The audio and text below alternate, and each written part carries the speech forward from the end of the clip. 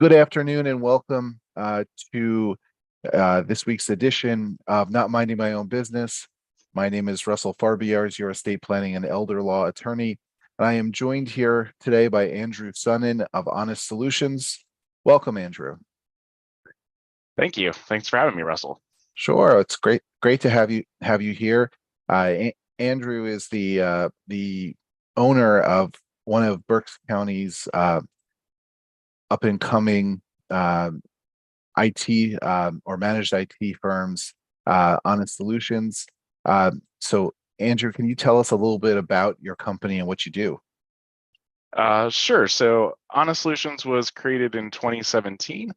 So we're about 5.5 years old now. We are the size of about 5 people at this point. We're interviewing for our 6th. So, when I started, it was just me. And over the course of the years, we've been adding clients. So the point is just to continue to grow, serve more people. And really I believe our true mission to the community is protecting people when it comes to cybersecurity, making sure people have their businesses protected as well as their personal lives. So while we're not a nonprofit, I really feel that we're bringing value and protecting people and serving the community just kind of like a nonprofit would. So, yep. Okay. So, a couple of things, I want to unpack there. So, there is this concept of of managed IT. So, can you explain a little bit about what managed IT is versus what I've heard referred to as the break fix model?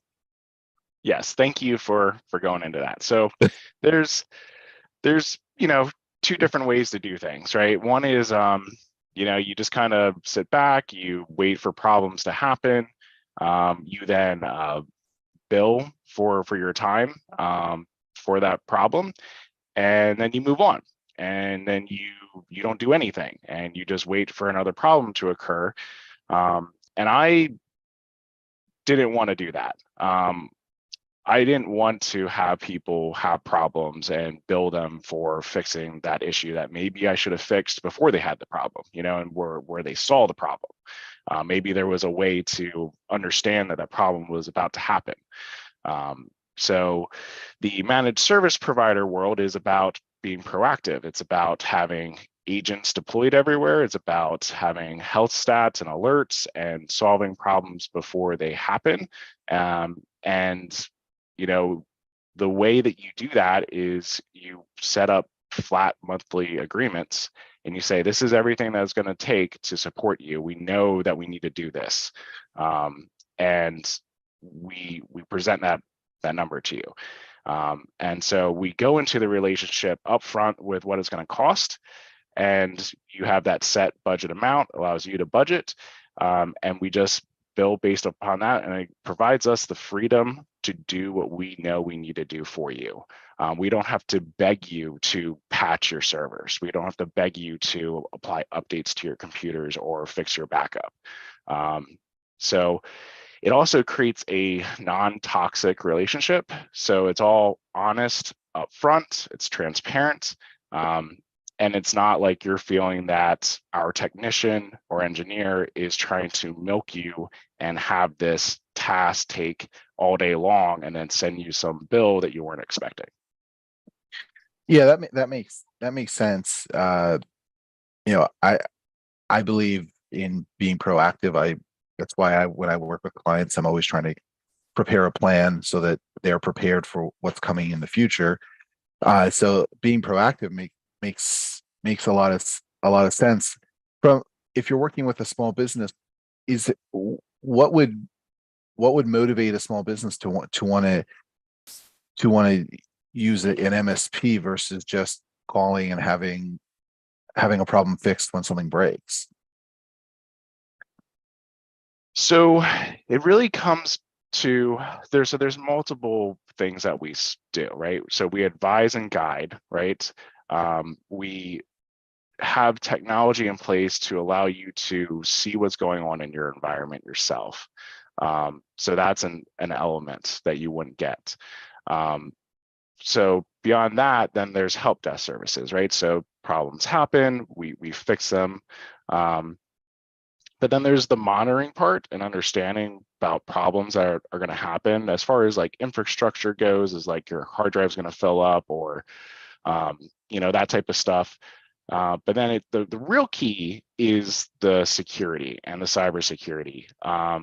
And that is something that you're not going to get unless you are partnered with somebody and you have somebody in place constantly watching your network and your computers and your email systems. So to try to, do that after the fact is not good, right? You don't want to have to call somebody and be like, hey, all my computers don't work. Can you please get me up and running now? You're going to be down for days, right? So it's better to have somebody in place protecting you, so that doesn't happen. Yeah, you say days, but I think it's more like at least a week that you're going to be down. And I can share. I know I've shared this story with you, but I'll share it with our listeners that my firm used to be on the break fix model, and when something broke, we had someone we called, they came and fixed it, and that was that. Until, and this was probably about 10 years ago, until I had an employee who her entire computer just crashed one day and she couldn't do anything. And so then, as a small business owner, here I have an employee coming to work every day. She can't do anything, or she can't, there's not a lot she can do. She can do things that don't involve her computer or that don't involve a computer. And, 10 years ago, that was a problem, but maybe it wasn't as much of a problem as it would be today, because I can't imagine, everything is so computer based, and you got to think, I'm sure you talk with your customers about, the waste of that time is also a loss of money, because you're essentially spending money on lost time. Do you find that the MSP system though helps to prevent that from happening? Yeah. So, if you're, and this gets more so into our side as opposed to the customer side, and it Sure. does blend through, but, if we understand, right, that you're a business of X size and it's going to cost X amount of dollars per month, that's reassurance to us that we're going to be making so much money per month, right? And then we Mhm. can staff appropriately, and it provides us that insurance that we're going to be able to pay our bills, we're going to be able to pay our staff to be able to serve you.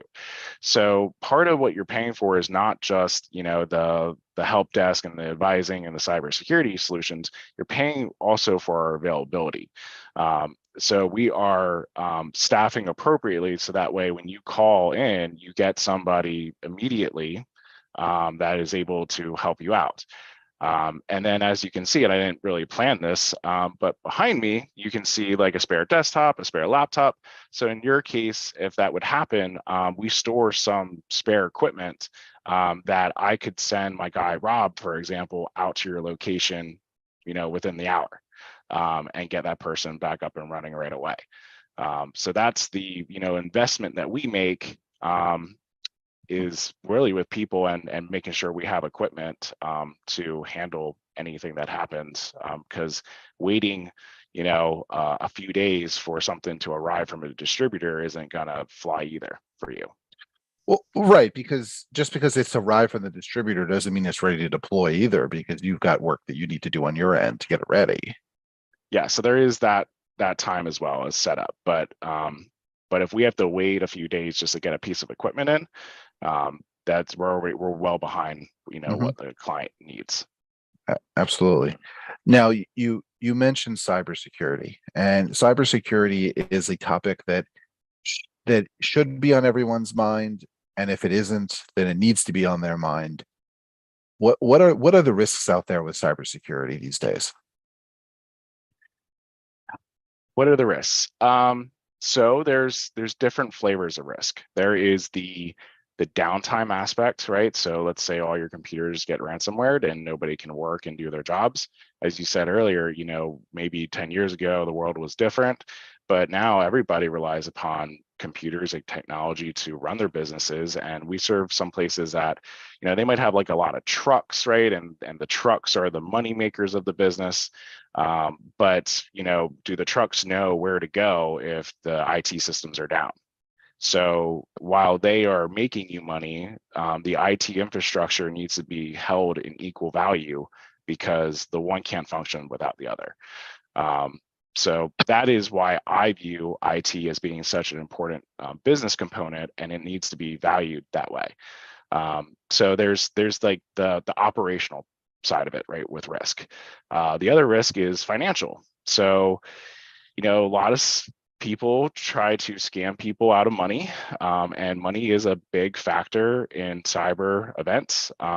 It's only going up in value.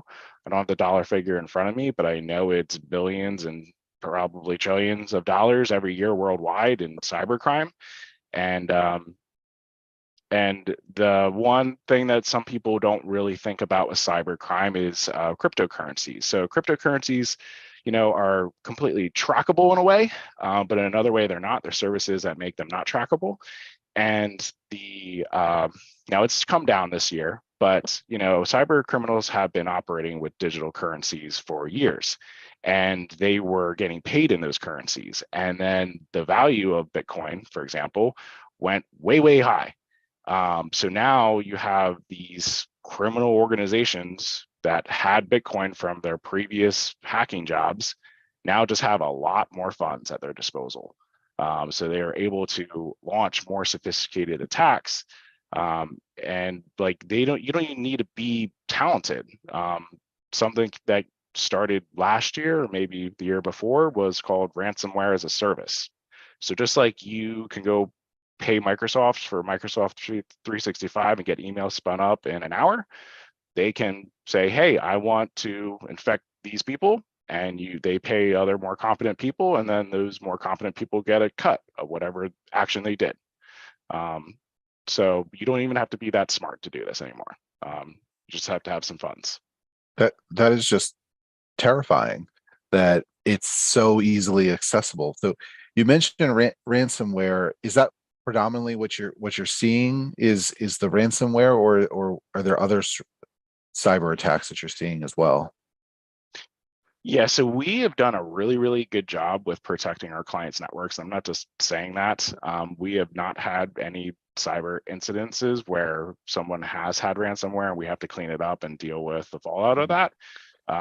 We put so many protections in place that has not happened. But what is more common that we see that we can't stop per se is phishing attacks. So, I can't stop an illegitimate email coming through. You have to be smart yourself, and that's where we do cybersecurity training with everybody, and we need the people to be at the same level as our technology in protecting the orgs. So that's really the most common thing that we see is phishing attacks and people clicking on links and putting in their username and their password. But luckily that's solved by multi-factor authentication. Right. So, yep. And that's super important, is that, using multi-factor authentication, even on something as simple as your Microsoft Outlook or your email. I know, what are some other strategies that you utilize for cybersecurity protection for your clients? Sure. So I want to touch base on the word simple there real quick, with the simple Outlook. And the reason why I'm going to hone in on that is because it's about email, and email is the center of your digital life. So when you sign up for different websites and services, how do you sign up? You sign up with your email. When you forget your password, what do? You say forgot password. And where does that go? That goes to your email, right? So if somebody gets into your email, they essentially have access to your full life, unless you have MFA involved, right? So MFA is that stopgap if somebody does get your username and your password, that they can't sign in unless they do another type of attack, which we've seen as well, where they steal your phone number. So if a criminal steals your phone number, does a forgot password link, is in your email, they can get into everything, which is why we like to do app-based authentications, because that attack is not, a thing anymore. So I'm sorry, I rambled there for a little bit. What was No, the original question? no, no, but that's a good point. And we do this in our firm. We do the same thing. We have app-based Okay. MFA, for and I think it's a good way. It's a good way to do it, because it creates that additional layer of security, and in knowing that no one can get into the email, other than who's intended to. But what I want to also talk about is, what are some other strategies other Oh than yeah. MFA? Because MFA is sort of at this point, if you're not doing MFA, you're not even starting. That's like the basement level. Like that's this you I think you'd agree with that. I do agree with it, and you'd be surprised how many people fight it still. But yeah, so beyond MFA, right, which is probably the most important thing that you can do, and it's pretty easy to set up, is so it's HonIsT Solutions, right, and our managed service agreements are called HonIsT Care agreements, because we're caring for the people. We serve technology, but we're really serving the people that use technology. So it's really all about the people. And then in there is a plan called HonIsT Guard. And HonIsT Guard is a suite of services that we have put together to essentially meet the needs of cyber liability insurance policies and other regulations. So in there, that we're doing is, one of the top things is a 24/7 security operations center. So we have agents and links between the firewalls and the antivirus and Microsoft 365 and your computer, and all those logs go up to the SOC, the Security Operations Center, and they have algorithms that analyze all that information, and then certain events trigger a human being to look at them. And then if that human being determines that it needs to get brought to our attention, they will create a ticket in our system, and then we look at it even further and determine if it's actually a malicious action or not. So that constant watching of everything that's going on is a huge benefit, because one of the things that happen, like with ransomware, what the cyber criminals tend to do, and it's funny, we're right before Christmas doing this interview or podcast, is that they will infect your computer, and then they will sit, right, and it won't be apparent to you, and then they'll wait for like Christmas Eve to hit the go button on the encryption process when no one's watching, and you come back from the holiday weekend, and then you start up and you can't access anything. So they like to target holidays and weekends. And if you don't have a 24/7 SOC, that ticking time bomb could be in your environment for months and you don't know. But we're going to know instantly and rip it out if it did get that far before they hit go. So. And that's your backup plan, because you're gonna rip it out if it gets that far. There are also other things that I'm sure that you are recommending or implementing so that it can't even get that far. Yeah, so it goes from the monitoring, and there's like a whole Yeah. thing about what you're supposed to do, right? But there's a lot of different protections in place. So another one is zero trust access. So having a platform that does that, has an agent on the computer and the servers. We go into a learning mode, so we learn what's normal behavior for applications in your environment.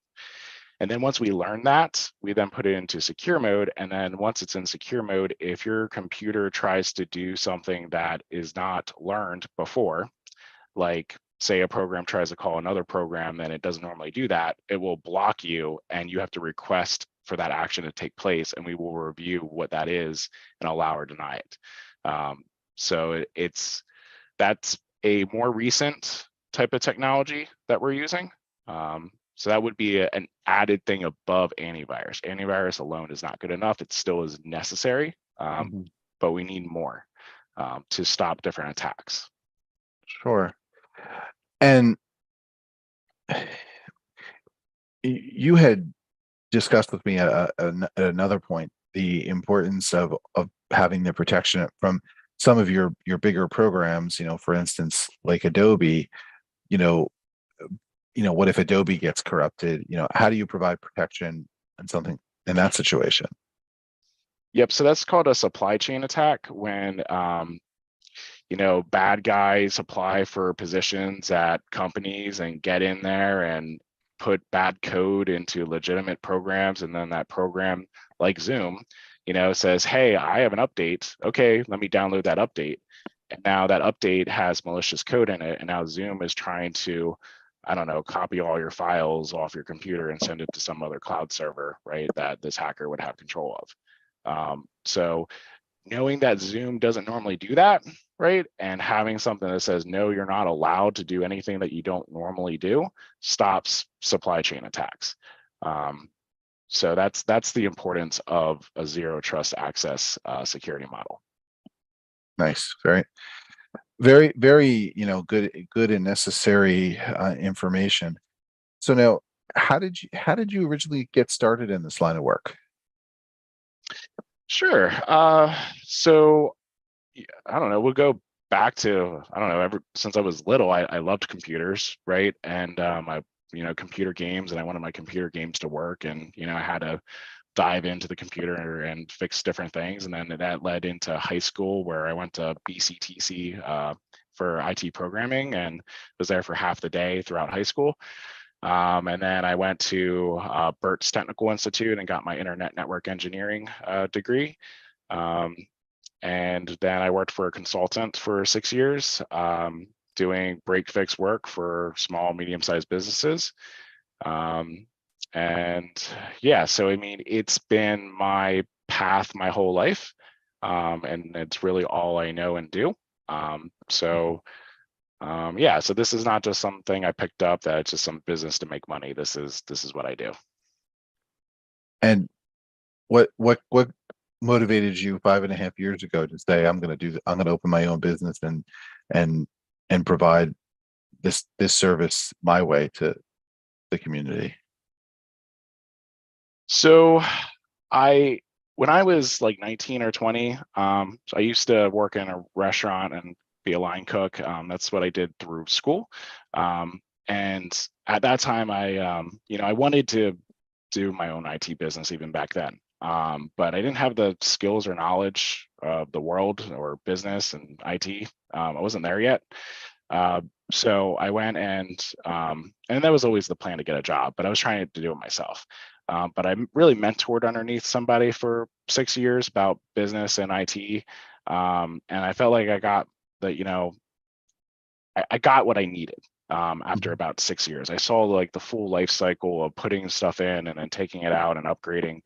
And then I got reached out by an organization to be their senior network admin. And I took that opportunity, and that was a single organization that I was serving. It was a little bit like I needed a break from serving many, many businesses. So that was nice. But after a period of time, I just got to a point where I'm like, working for a single organization is not who I am. I like to get into many different places. I like to advise. I like to consult businesses on the best way of doing things. I like that fast action of that brings. So my desire was to get back into consulting and the small, medium-sized business consulting world. So I had a client who I served back in my old business, my old consulting company, and they left after I left, and they just weren't happy with service, and they went to another org, and they weren't happy there either.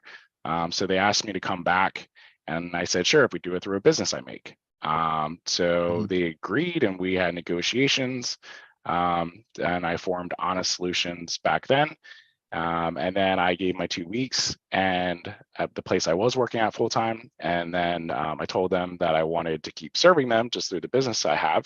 and they were super confused because it didn't exist, right? And they didn't know that I was doing that.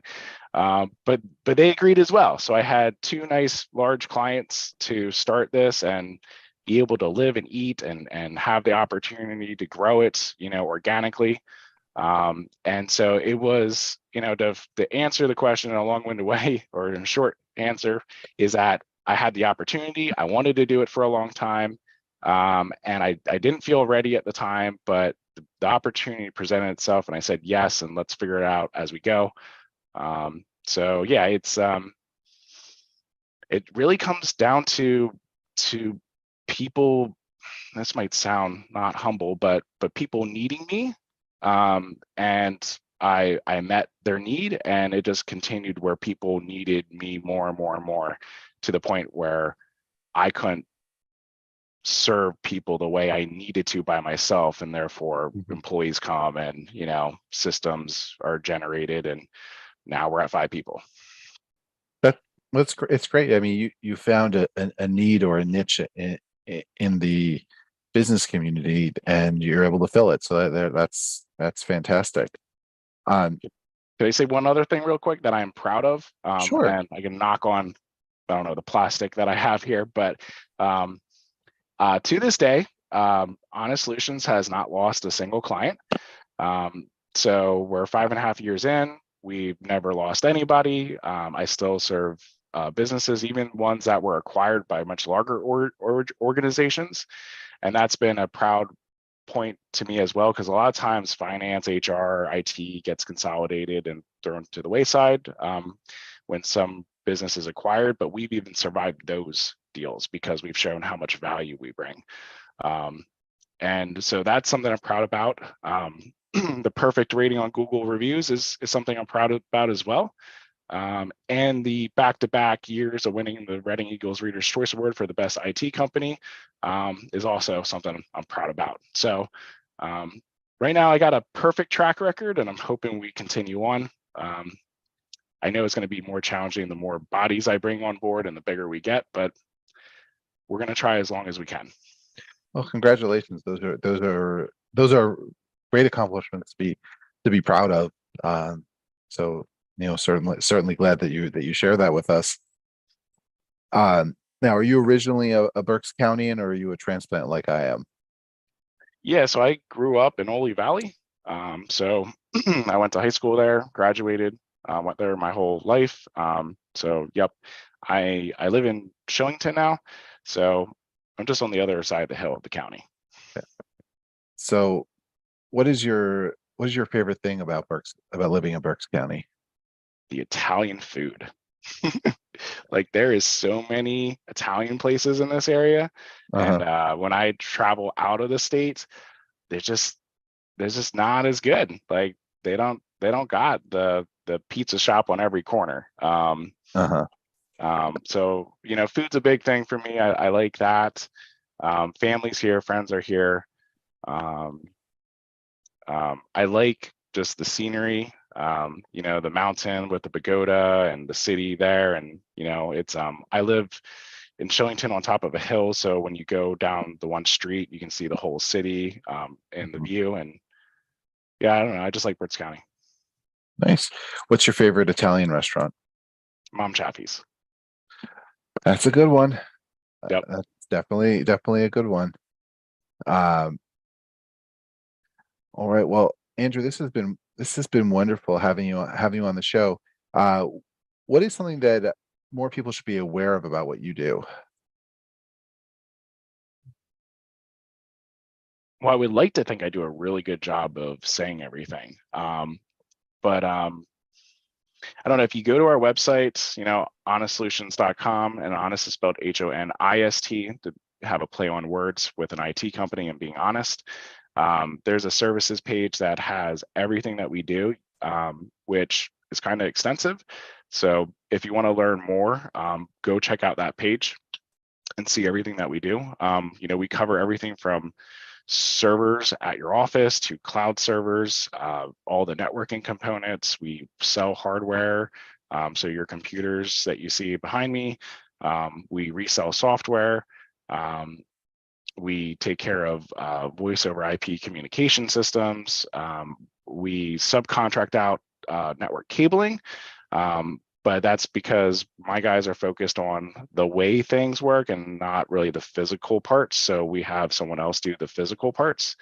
And yeah, I mean, that then leads into security cameras and door access control. So yeah, everything that a business needs to protect themselves, be operational, communicate, that's what we do. We don't really do websites. We don't do like application development. So yeah. Okay. And best way to reach out to you is through your website? Yeah, there's a contact us page. You can either do that or you can call our office at 484-272-7240. You can message us on Facebook. Yeah, so those would be the ways. All right. Well, thank you very, very much for taking the time talk to me today, and for being here on Not Minding My Own Business.